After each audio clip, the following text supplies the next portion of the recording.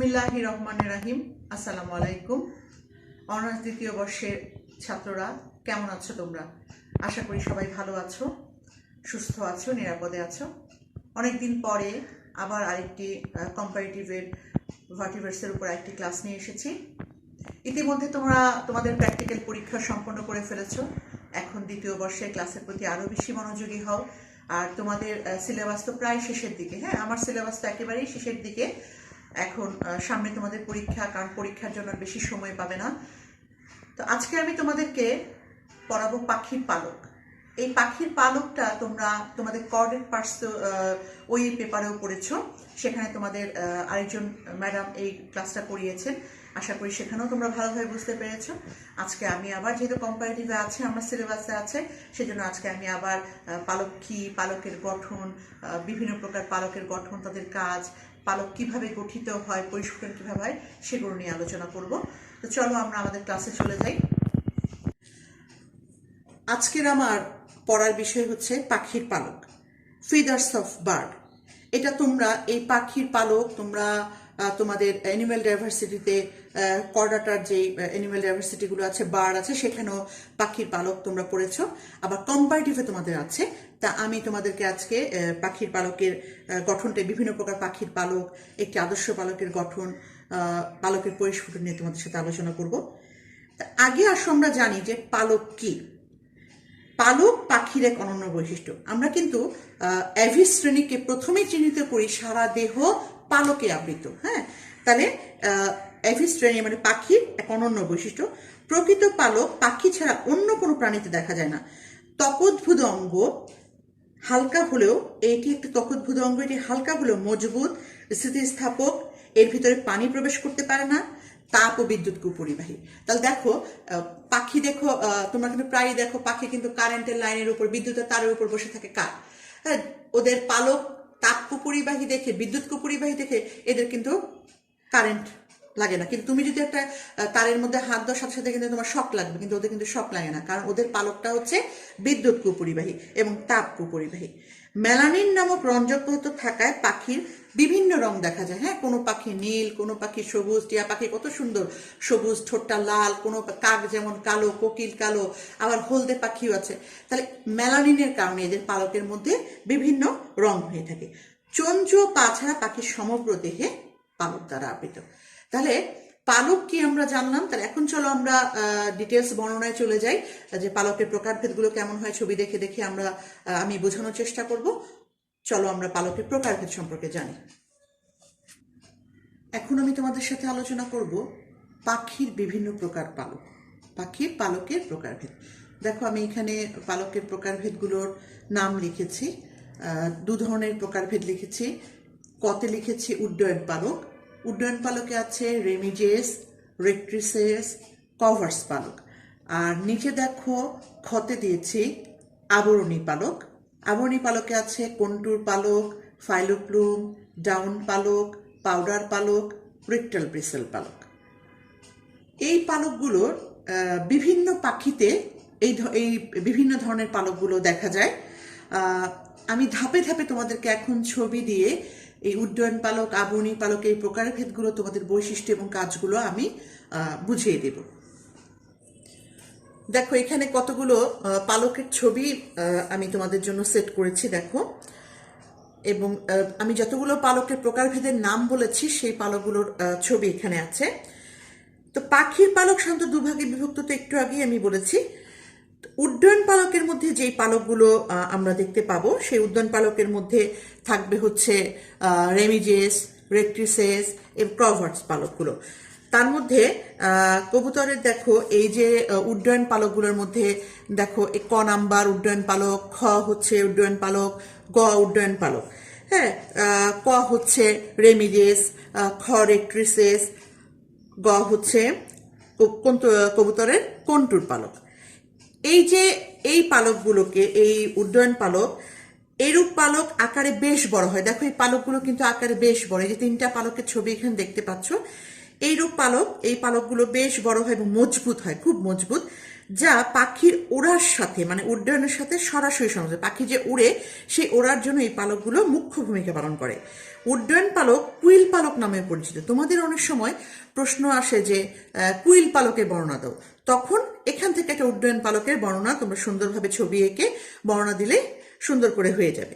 আদর্শ পালক বলতে উড্ডয়ন পালককে বোঝায়। একটি আদর্শ পালকের প্রধান অংশ থাকে দুটো প্রধান অংশ থাকে। একটা হচ্ছে দণ্ডের ন্যায় থাকে দৃঢ় অক্ষ এবং পাতার মতন থাকে হচ্ছে ফলক। তার মানে দেখো এই যে যদি আমরা এই দুটো পালক একটু খেয়াল করি, দেখো এই পাতার মতো এই যে পাতার মতন যে অংশ দেখতে পাওয়া যাচ্ছে সেটা হচ্ছে ফলক। আর এই যে দণ্ডের মতন দেখো এটাতেও আছে, নিচ থেকে এই সোজা উপর পর্যন্ত গিয়েছে, এটাও নিচ থেকে উপর পর্যন্ত গিয়েছে, এটাকে বলা হয়ে থাকে অক্ষ বা অ্যাক্সিস। এই অক্ষকে এই যে লম্বা করে যে অক্ষটা দেখা যাচ্ছে সেই অক্ষ বা অ্যাক্সিসকে আবার দুটো ভাগে ভাগ করা যায়। একটা হচ্ছে দেহ সংলগ্ন বা ক্যালামাস এবং দূরবর্তী র্যাকিস। দেখো এই যে এখানে একটু যদি ভালো করে দেখো, এই যে নিচের যে অংশটা সেটা হচ্ছে র্যাকিস। আর এই র্যাকিসের একদম নিচে এই জায়গাটা হচ্ছে স্কিনের ভিতরে বসানো থাকে, ডার্মিস লেয়ারে বসানো থাকে। এখানটা ছিদ্র দেওয়া আছে, সেটা হচ্ছে অধো আম্বালিকাস। আর এই ক্যালামাসের উপরে দেখো ছোট ছোট পালকের মতন এই যে অংশগুলো দেখা যাচ্ছে হচ্ছে হাইপোর্যাকিস। আর এই উপরের অংশটা, এই হাইপোর্যাকিসের উপর অংশটা হচ্ছে অধি আম্বেলিকাস। আর এই যে অক্ষটা যে উপরের দিকে উঠে গিয়েছে সেটা হচ্ছে র্যাকিস বা শ্যাফট। আর এই দুপাশে যে সমান্তরাল অংশগুলো দেখা যাচ্ছে লোমের মতন সেটা হচ্ছে ফলক। হ্যাঁ, এই বাহিরের দিকেটা বাহিরের ফলক, ভেতরের দিকেটা ভেতরের ফলক। হ্যাঁ, যেটা শরীরের উপরের দিকে থাকবে সেটা হচ্ছে বহিঃফলক, যেটা শরীরের ভিতরের দিকে থাকবে সেটা হচ্ছে অন্তঃফলক। এই যে র্যাকিস, এই র্যাকিসের উভয় পাশে দেখো এই যে সুতার মতো লম্বা লম্বা আছে, এটাকে বলে ফলক। এই ফলকটা কিন্তু দেখো উভয় পাশে সমান না। হ্যাঁ, এই পাশে যদি আমরা খেয়াল করে দেখো এই পাশের ফলকগুলো লম্বায় একটু খাটো, আর ওই পাশের ফলকগুলো লম্বায় বেশ এটার চাইতে বড় বড় থাকে। এবং এই ফলকগুলো প্রতি অর্ধাংশের ফলকগুলো পাশ দিয়ে বার বের হয়। হ্যাঁ, ছোট ছোট বার বের হয়, তীর্যকভাবে থাকে এবং এগুলো প্রায় 600 বার দেখা যায়। এই বারগুলো বেশ নমনীয় সূত্রবৎ। আমরা যদি একটু দেখো, তোমাদের বোঝানোর সুবিধার্থে আমি নিচে দেখো একটা ছবি এঁকেছি তোমরা যাতে বুঝতে পারো, সেজন্য সেখানে ছবিটা দেখেছ। এই যদি হয় ফলকটা, এই ফলকটার পাশ দিয়ে তীর্যকভাবে দেখো পুরো ফলকের একটা অংশ যদি প্রস্তুত করে দেখানো হয়েছে এখানে, দেখো তীর্যকভাবে সুতার মতন যে আরো ছোট ছোট ছোট ছোট লোমের মতন বের হয়েছে, এইগুলোকে বলা হয় বার। প্রায় 600 মতন বার থাকে। প্রতিটি বার থেকে উভয় পাশে দুসারি, আবার দেখো উভয় পাশে দুসারি করে আবার বারবিউল তীর্যকভাবে উৎপন্ন হয়। বারবিউলগুলো সাধারণত দু ধরনের হয়ে থাকে। এই দু ধরনের বারবিউলের মধ্যে থাকে দূরবর্তী বারবিউল, আবার থাকে হচ্ছে গোড়ার দিকে প্রক্সিমাল বারবিউল। দূরবর্তী যে বারবিউল বা ডিস্টাল বারবিউলগুলো পালকের সামনের দিকে থাকে। হ্যাঁ, এই ডিস্টাল বারবিউলগুলো পালকের একদম উপরের দিকে থাকবে এবং শীর্ষে থাকবে। আর প্রক্সিমাল বারবিউলগুলো পালকের গোড়ার দিকে থাকবে। দ্যাট মিনস দেখো আমি আরেকটু ছবিটা উপরের দিকে উঠাই। এই যদি হয় ফলকটা, তাহলে ডিস্টালটা কোথায় থাকবে? দেখো ডিস্টালটা হচ্ছে পালকের শীর্ষের দিকে, মানে এই যে ফলকটা সামনের দিকে থাকবে। হ্যাঁ, আর প্রক্সিমালটা এই গোড়ার দিকে অবস্থান করবে। এবং এই ডিস্টাল বারবিউলগুলো নিম্ন প্রান্ত ক্ষুদ্র আকরযুক্ত, হ্যাঁ, বারবি সেল থাকে। প্রক্সিমাল বারবিগুলো উপরের প্রান্ত খাঁচকাটা বা কোকড়ানো থাকে। উড্ডয়ন পালককে আবার আমি তোমাদেরকে যখন প্রকারভেদগুলো পড়িয়েছি তখন সেখানে বলছি উড্ডয়ন পালককে কিন্তু 3 ভাগে ভাগ করা হয়: রেমিজেস, রেক্ট্রিসেস এবং কভার্স পালক। এখন আসি আমরা একটু রেমিজেস পালক সম্পর্কে আমরা জানি। দেখো এখানে এই যে ক ছবিটা দেওয়া আছে, ক ছবিটা হচ্ছে রেমিজেস পালক। পাখির ডানায় অবস্থিত উড্ডয়ন পালককে রেমিজেস পালক বলা হয়ে থাকে। এবং প্রজাতি ভেদে মানে পাখির স্পিসিস ভেদে, তোমরা জানো যে পাখিতে অনেক স্পিসিস ভেদে রেমিজেসের সংখ্যা ও বিন্যাস সুনির্দিষ্ট থাকে। কবুতর, যদি আমরা কবুতর কথা চিন্তা করি বা কবুতরের বর্ণনা করি, তোমাদের বইতে কবুতরটাই প্রতীক প্রাণী হিসেবে দেওয়া আছে। তাহলে কবুতরের প্রতিটি ডানার পশ্চাৎ সীমানায়, হ্যাঁ, পেছন দিকে 23টি রেমিজেস যুক্ত থাকে। এদের মধ্যে 11টি পালক হচ্ছে কর্পো মেটাকর্পাস এবং ফ্যালাঞ্জেসের সাথে যুক্ত, তাদের পায়ের সাথে যুক্ত থাকে। যা প্রাইমারিজ বা ম্যানুয়ালস নামে পরিচিত। কি নামে পরিচিত? প্রাইমারিজ বা ম্যানুয়ালস। 11টি প্রাইমারিজের মধ্যে 7টি পালক মেটাকার্পালের সাথে যুক্ত থাকে। তাদের পায়ের পাতার যে অস্থিগুলো আছে মেটাকার্পাল, সে মেটাকার্পালের সাথে যুক্ত থাকে, আর এরা মেটাকার্পাল রেমিজেস হিসেবে পরিচিত। আর বাকি থাকে কয়টা? বাকি থাকে হচ্ছে 4টি পালক, দ্বিতীয় ও তৃতীয় আঙ্গুলের ফ্যালাঞ্জেসের সাথে যুক্ত থাকে। এরা ডিজিটালস হিসাবে পরিচিত। এই নামগুলো একটু মনে রাখবে, কারণ তোমাদের কুইজ কোশ্চেনে আসতে পারে। 11টি প্রাইমারিজের বাইরে অবশিষ্ট 12টি রেমিজেসকে সেকেন্ডারিজ বলা হয়ে থাকে। এর সামনের দিকে বাহুর আলনার সাথে এরা যুক্ত থাকে, আর ডানার সম্মুখে প্রথম আঙ্গুল বা প্যালেক্সের সাথে একগুচ্ছ ছোট ছোট পালক থাকে। এদেরকে নাম হচ্ছে অ্যালাসপুরিয়া বা বাস্টার্ড উইং। এরপর চলে আসি খ, সেটা হচ্ছে রেট্রিসেস। রেট্রিসেস পাখির লেজে অবস্থিত উড্ডয়ন পালককে বলা হয়। এইটা লেজে অবস্থিত, এটাও কিন্তু উঠতে সাহায্য করে এবং এটাও আদর্শ পালকের একটা উদাহরণ। পাখির বিভিন্ন প্রজাতিতে রেট্রিসের সংখ্যা ও বিন্যাস আগেরটার মতনই। এটা তো প্রজাতির উপর ভিত্তি করে এটা নির্ভর করে তার বিন্যাসটা কেমন হবে। কবুতরে ইউরোপাইজিয়ামে 12টি রেট্রিসেস অর্ধবৃত্তাকারে বিন্যস্ত। তোমাদের এই টার্মগুলো কিন্তু এতদিনে জেনে থাকার কথা। ইউরোপাইজিয়াস, কারণ তোমাদের অ্যানিম্যাল ডাইভার্সিটিতে তোমাদের বার্ড পড়ানো হয়েছে। ফারিয়া সুলতানা ম্যাডাম তোমাদেরকে বার্ড পড়ান। আমি আশা করি যে আপা খুব ভালোভাবে এগুলো বুঝিয়ে দিয়েছেন, তোমরা বুঝতে পেরেছো। সেজন্য এই টার্মগুলো আমি আর ভেঙে ভেঙে বললাম না। তাহলে ইউরোপাইজিয়ামে 12টি রেট্রিসেস অর্ধবৃত্তাকারে বিন্যস্ত থাকে। এই পালকগুলো মধ্য অক্ষের দুপাশে, এই দেখো এইটা আগেরটাই যেমন ছিল, দেখো রেট্রিসেসে কি ছিল যে দুটো সমান ভাগে বিভক্ত ছিল না, কিন্তু এখানে দেখো সমান ভাগে এটা বিভক্ত। এটার কাজ কি? উড্ডয়নের সময় দেহের ভারসাম্য রক্ষা করতে সহায়তা করে। এরপর চলে আসবো গ নম্বরে, কভার্স পালক। কভার্স পালক ডানা ও লেজের উড্ডয়ন পালকের গোড়ায় ছোট আকারে যেসব পালকগুলো একদম সারিবদ্ধভাবে থাকে সেটাকে বলা হয় কভার্স পালক। এরপর 3 নম্বর প্রকারভেদটার নাম হচ্ছে কভার্স পালক। কভার্স পালক পাখির ডানা ও লেজের উড্ডয়ন পালকের গোড়ায় ছোট আকারের কিছু কিছু পালক থাকে, যেগুলোকে কভার্স পালক বলা হয়। এটা সারিবদ্ধ হয়ে বিন্যস্ত থাকে এবং গঠনের দিক থেকে এই যে উড্ডয়ন পালকগুলোর মতো রেট্রিসেস রেমিজেসের মতোই দেখতে। কভার্স পালকের অবস্থানের জন্য বায়ু প্রবাহ পালককে ভেদ করতে পারে না। বায়ু প্রবাহ ভেদ করতে পারে না, অর্থাৎ সেখানে বায়ুরোধী অবিচ্ছিন্ন অঞ্চলের সৃষ্টি হয়। এই পালকটা কি কাজ করে? কভার্স পালক পাখির দেহকে ভেসে থাকতে সহায়তা করে। তাছাড়াও কভার্স উড়ার সময় ডানায় বাতাস আটকানো, নিরবিচ্ছিন্ন তল সৃষ্টিতে, যেমন ওরা যেন বাতাস ওদের শরীরে ঢুকে যেন ভারী করে দিতে না পারে বা নিচের দিকে চাপ দিতে না পারে, এই পালকগুলো সে কি করে বাতাস প্রতিরোধী হিসাবে কাজ করে থাকে। এরপরে চলে যাব আবরণী পালক। আবরণী পালকের অনেকগুলো প্রকারভেদ আমি বলেছিলাম। কন্টুর পালক, ফাইলোপ্লুম, ডাউন পালক, পাউডার ডাউন পালক, রেক্টাল ব্রেসেল। আবরণী পালক দেহকে আবৃত করে রাখার জন্য যেসব পালক পাখির দেহে বিন্যস্ত থাকে তাদেরকে আবরণী পালক বলে। তার নামটা শুনেই বুঝতে পারছো, আবরণ করে আবরণী পালক। আবরণী পালক কয়েক প্রকার হতে পারে, আমি প্রকারভেদগুলো বলে দিয়েছি। এখন দেখো এই যে আমি গ নাম্বার ছবিটা দেখো, গ নাম্বার ছবিটা এটা হচ্ছে কন্টুর পালক। এটা হচ্ছে একটা আবরণী পালকের আদর্শ আবরণী পালক। আবরণী পালকের অধিকাংশই কিন্তু কন্টুর পালক। এই পালক পাখির সারা দেহকে আচ্ছাদিত করে রাখে। এদের গঠন প্রায় উড্ডয়ন পালকের মতোই। এতে ক্যালামাস, র্যাকিস, ফলক সবই থাকে। দেখো এখানে ক্যালামাস আছে, শ্যাফট আছে, আফটার শ্যাফট আছে, অন্তঃফলক, বহিফলক, এই সব কিছুই আছে। তবে বারবিউলগুলি সুগঠিত না হয় এটা আদর্শ পালক নয়। এর আগে যে আমি আদর্শ পালকগুলো বর্ণনা করেছি সেখানে বারবিউলগুলি সুগঠিত ছিল। এই পালকের কাজ হচ্ছে দেহের তাপ সংরক্ষণে এই পালকটা খুবই সহায়ক ভূমিকা পালন করে।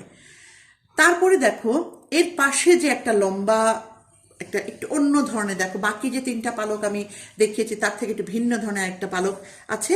এই ঘ নাম্বার পালকটার নাম হচ্ছে ফাইলোপ্লুম। অনেক বইতে ফ্লিলোপ্লুমও লেখা আছে। এইরূপ পালক বেশ ক্ষুদ্র, কোমল এবং রোম সদৃশ্য। এদের ক্যালামাসটা দেখো, এদের ক্যালামাসটা লম্বা কিন্তু এদের ক্যালামাসটা বেশ খাটো, আর দুর্বল কিছু বারবিউল থাকে। দুর্বল বার্ব ও বারবিউল থাকে। আর এটা র্যাকিসটা, এই যে র্যাকিসটা দেখো বেশ লম্বা, অন্যগুলো চাইতে কিন্তু এটা লম্বা র্যাকিস। এই ধরনের পালক পাখির দেহে দূরে দূরে অবস্থান করে এবং এদের কাজ সম্পর্কে এখনো সঠিকভাবে তেমনভাবে জানা যায়নি। এরপরে আমরা আসি এর পাশের পালকটা। দেখো পালকটা কি সুন্দর না দেখতে, একদম কেমন ছড়ানো ছিটানো, খুব সুন্দর ঝাড়ুর মতন, ফুলের ঝাড়ুর মতো দেখতে আছে। এই পালকটার নাম হচ্ছে ডাউন পালক। হ্যাঁ, এরা আকারে বেশ ক্ষুদ্র, কোমল এবং পশমের মতো। দেখো অন্য যে চারটা আমি পালক দেখেছি সেটা থেকে কিন্তু এই পালকটা একটু খাটো, আর একটু আকারটা কেমন গাছের গুড়ির মতন মনে হচ্ছে। এদের ক্যালামাসটাও খাটো এবং শীর্ষে কি থাকে দেখো বার, এবং বার এর সাথে কি আছে বারবিউলো থাকে, বারবো থাকে, বারবিউলো থাকে। কন্টুর পালকের মাঝে মাঝে, এই কন্টুর পালকটা যে আমি দেখালাম, এই কন্টুর পালকটার মাঝে মাঝে এই ডাউন পালকটা দেখা যায়, এবং পাখির ছানার সারা দেহ নেসলিং ডাউন পালকে ঢাকা। পাখির বাচ্চাদের সারা দেহটা এই ডাউন পালকে ঢাকা থাকে। এরপরে দেখো আরেকটা পালক, এটা দেখো কেমন তলোয়ারের মতন মনে হচ্ছে, তাই না? হ্যাঁ, এটা হচ্ছে রেকটাল ব্রিসেল, রেকটাল ব্রিসেল পালক। কিছু কিছু পাখির দেহে শক্ত লোমের ন্যায় পালক থাকে। এই রূপ পালককে, এটা হচ্ছে রূপান্তরিত ফিলোপ্লুম। এই যে ফিলোপ্লুমটা দেখালাম কিছুক্ষণ আগে, এই যে ফিলোপ্লুম, এটারই রূপান্তরিত হয়ে এই রেকটাল ব্রিসেলটা হয়। এদের ক্যালামাসটা, এদের অধম্বালিকাস আছে এবং এদের বার্বটা বেশ হ্রাসপ্রাপ্ত, তবে শক্ত সুচালো এদের কি আছে, র্যাকিস আছে। দেখো এই যে অগ্রভাগটা দেখো সুচালো। আচ্ছা, র্যাকিসের গোড়ায় কত ক্ষয়িষ্ণু বার্ব থাকে, আর কোনো কোনো পাখির ঠোঁটের গোড়ায়, হ্যাঁ কোনো কোনো পাখির ঠোঁটের গোড়ায়, যেমন ফ্লাই ক্যাচার, হ্যাঁ ফ্লাই ক্যাচার পাখিদের ঠোঁটের গোড়ায় এই রেকটাল ব্রেসেল বিদ্যমান। তাহলে দেখো এখানে আমি বেশ কয়েক যে পালকগুলো আমি প্রত্যেকটা কিন্তু ধাপে ধাপে আমি বিভিন্ন ধরনের পালকগুলো বুঝিয়ে দিয়েছি। আরেকটা পালক তোমাদের বলেছিলাম, সেটা হচ্ছে পাউডার ডাউন পালক। এটা মূলত এক ধরনের ডাউন পালকই, যাদের র্যাকিস তৈরি হয় না, র্যাকিস থাকে না। হ্যাঁ, আমরা যেমন ডাউন পালকে র্যাকিস দেখেছি, অল্প হলেও র্যাকিস আছে, র্যাকিস তৈরি হয় না এদের ক্ষেত্রে। পালকের শীর্ষ অবিচ্ছিন্নভাবে ভেঙে ভেঙে পাউডার এনে কণা সৃষ্টি করে, এই জন্য এদেরকে বলা হয় পাউডার পালক। বক, ঈগল এবং কিছু কিছু শিকারী পালকে পাখিতে এই ধরনের পালকটা দেখা যায়। তাহলে আমি আশা করব এই পালকের প্রকারভেদগুলো তোমরা ভালো করে বুঝতে পেরেছো। এবার আমি তোমাদের সাথে আলোচনা করব একটি পাখির পালক কিভাবে পরিস্ফুটন হয়। হ্যাঁ, এই প্রশ্নটাও কিন্তু তোমাদের আসে সাধারণত। দেখো আমি এখানে একটা ছবি তোমাদের বোঝানোর জন্য বোর্ডে দিয়েছি। পাখির পালকের পরিস্ফুটন সরীসৃপের আইস এবং স্তন্যপায়ী লোমটা যেভাবে বিকশিত হয় সেইরূপ। ডিমে তা দেয়ায় পঞ্চম বা ষষ্ঠ দিনে কবুতরের বা পাখির ভ্রূণের ত্বকে কতগুলো ডার্মাল পিরকার সৃষ্টি হয়। এই দেখো এইখানে আমি একটু ছবি অনুযায়ী বুঝাই। দেখো প্রথমে ডার্মাল পিরকা, ডার্মিস থেকে ডার্মাল পিরকা শুরু হয়, এটাকে বলা হয় প্রাইমোর্ডিয়াম। এরপর দেখো এই এই ডার্মাল পিরকাটা আস্তে আস্তে করে উপরের দিকে বাড়ছে, পালক পিরকা সৃষ্টি হয়। এই ডার্মিসের মেজোডার্মাল টিস্যু সহ রক্তবাহিকা একত্রে এই ডার্মাল পিরকাটা গঠন করে। এই পিরকার কোষের সংখ্যা আস্তে আস্তে বৃদ্ধি পায়, এই কারণে স্থানে স্থানে ডার্মিস সহ এপিডার্মিসটা দেখো উঁচু হয়ে ওঠে। এই যে দেখো এই পাশের ছবিটা খেয়াল করে দেখো, এই যে দেখো ডার্মিস, এই যে ভেতরের লেয়ারটা ডার্মিস, আস্তে আস্তে করে এই যে সামনের জায়গাটা দেখো এপিথেলিয়াল কোষগুলো আস্তে আস্তে করে জমা হয়ে এপিডার্মিসটা উপরের দিকে উঠছে এবং একটা পালকের ফলিকলগুলো তৈরি হচ্ছে। হ্যাঁ, আর এই উপরের এই যে দেখো উপরের যে লেয়ারটা সেটার নাম হচ্ছে স্ট্রাটাম কর্নিয়াম, আর মাঝের লেয়ারটা হচ্ছে স্ট্রাটাম মালপিজি। এরপরের ধাপটায় যদি দেখো যে আস্তে আস্তে করে দেখো এই যে পালক ফলিকলটার গোড়া দিয়ে একটি পালকের জার্ম তৈরি হয়ে যাচ্ছে। পিরকার উপরের দিকে এপিডার্মিস মোচাকৃত ধারণ করে, তাকে পালক পাল্প। এর ভিতরের দিকে দেখো পালক পাল্পগুলো আস্তে আস্তে তৈরি হবে, উপরের দিকে পিরকাটা আরো বড় হচ্ছে। এরপরে যদি আমরা এর পরের ছবিটাই দেখো, পরের ছবিটা দেখো আস্তে আস্তে করে কিভাবে পালকটা গঠিত হয়ে যাচ্ছে। এই দেখো ভিতরে রক্তনালী তৈরি হচ্ছে, স্ট্রাটাম মালপিজিয়াম, ডার্মাল পাল্প গঠিত হয়ে গেছে, ডার্মিস লেয়ারের এই যে এপিথেলিয়াল সেলগুলো দিয়ে আস্তে আস্তে করে পিরকাটা গঠিত হচ্ছে। হ্যাঁ, ফলিকলটা উপরের দিকে উঠে যাচ্ছে এবং দেখো মালপিজিয়ান স্তরের অরিও, এই জায়গাটা যদি মালপিজিয়ান স্তরটা যদি সেকশন করা হয় তাহলে দেখো টিএস করলে এরকম একটা গঠন দেখা যায় এবং পাল্পটা দেখো দেখা যাচ্ছে এবং স্ট্রাটাম কর্নিয়ামের শৃঙ্গায়িত আবরণীটা দেখা যাচ্ছে। এরপরের ছবিটাতে দেখো এই ডাউন পালক, এটা একটা ডাউন পালকের ক্ষেত্রে দেখানো হচ্ছে, যেটা ডাউন পালকটা কিভাবে দেখো বার্বগুলো আস্তে আস্তে করে বিকশিত হচ্ছে। হ্যাঁ, ডাউন পালকটা কিভাবে দেখা যাচ্ছে আস্তে আস্তে করে বিকশিত হয়ে যাচ্ছে।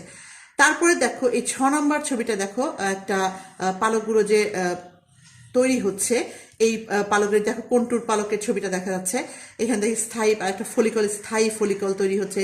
স্ট্রাটাম মালপিজিয়াম, স্ট্রাটাম কোনিয়ামগুলো সুন্দর করে দেখো এই আস্তে করে একটু একটু কলস আকৃতির করে গঠিত হচ্ছে। এরপর পালকের ফলিকলটা আস্তে আস্তে করে তৈরি হয়ে যাচ্ছে। এইটা পুরোটা দেখা যাচ্ছে, এখানে যে ছবিটা দেখানো যাচ্ছে সেটা হচ্ছে একটা কন্টুর পালক। হ্যাঁ, কন্টুর পালকের পরিস্ফুটনটা এই ছবিটার মধ্যে দেখো, পূর্ণাঙ্গ একটা কন্টুর পালক দেখা যাচ্ছে। তাহলে এই ছবিটা দিয়ে আমরা একটা কন্টুর পালক, হ্যাঁ, একটা পালকের পরিস্ফুটন জানতে পারলেই আমরা বুঝতে পারবো যে অন্য অন্য পালকগুলো কিভাবে পরিস্ফুটন হয়। আবার একটু তোমাদের বোঝার সুবিধার জন্য বলছি, প্রথমে একটা পিরকার মতন গঠন হবে। হ্যাঁ, ডার্মিস লেয়ারটা অল্প একটু উঁচু হবে, তারপর দেখো আস্তে আস্তে পিকাটা আরো উপরে উঠবে। এরপর কি হবে, সেই উঁচু স্থানটা আস্তে আস্তে করে বেড়ে এই এপিডার্মিসকে উপরের দিকে ঠেলে দিবে এবং দুটো লেয়ার তৈরি হবে, স্ট্রাটাম কোনিয়াম, স্ট্রাটাম মালপিজিয়াম। আস্তে আস্তে পিরকাটা আর একটু উপরের দিকে যাবে, পালকের জাম তৈরি হয়ে যাবে। তারপর দেখো এই পালকটা আরো উপরের দিকে, পিরকাটা বড় হবে, শক্ত মজবুত হবে, শৃঙ্গায়িত হয়ে যাবে। এরপর দেখো এই কন্টুর পালকটা দেখো, ভিতরে পাল্পটা সুন্দর সুগঠিত হয়েছে, লেয়ারগুলো, স্ট্রাটাম মালপিজের লেয়ারগুলো সুন্দরভাবে সুবিন্যস্ত হয়েছে। এরপর আস্তে আস্তে করে বার্বগুলো উপরের দিকে উঠে পূর্ণাঙ্গভাবে র্যাকিস এবং ফলকগুলো সুবিন্যস্ত হয়ে গঠিত হবে। তাহলে আশা করি তোমরা এতক্ষণ আমি যে পড়ালাম তোমাদের পালকের প্রকারভেদ এবং পালকের পরিস্ফুটনটা তোমরা ভালোভাবে বুঝতে পেরেছ। শিক্ষার্থীরা, আশা করছি আমার ক্লাসটা শেষে তোমরা আমার পড়াটা ভালো করে বুঝতে পেরেছো। আমি সবকিছু তোমাদের ভেঙে ভেঙে দেখিয়েছি, ছবিগুলো এঁকে দেখিয়ে ছবিগুলো তোমাদেরকে ভালো করে বুঝিয়ে দিয়েছি এবং প্রত্যেকটা পালকের প্রকারভেদ, গঠন এবং কাজগুলো নিয়ে আলোচনা করেছি। পালকটা কিভাবে গঠিত হয়, একটা পালক গঠন হওয়ার সময় তার ভিতরে কি কি থাকে সেগুলো নিয়ে সব আমি আলোচনা করেছি। তোমরা আজকেই তোমাদের অনুশীলন ক্লাস শেষ করে ছবিগুলো আঁকা শিখে ফেলবে, ভালো করে অনুশীলন করে ফেলবে, কারণ পালক বেশি ইম্পর্টেন্ট একটা টপিকস। তো আজকে এই পর্যন্তই, আগামী ক্লাসে আবার দেখা হবে। আল্লাহ হাফেজ।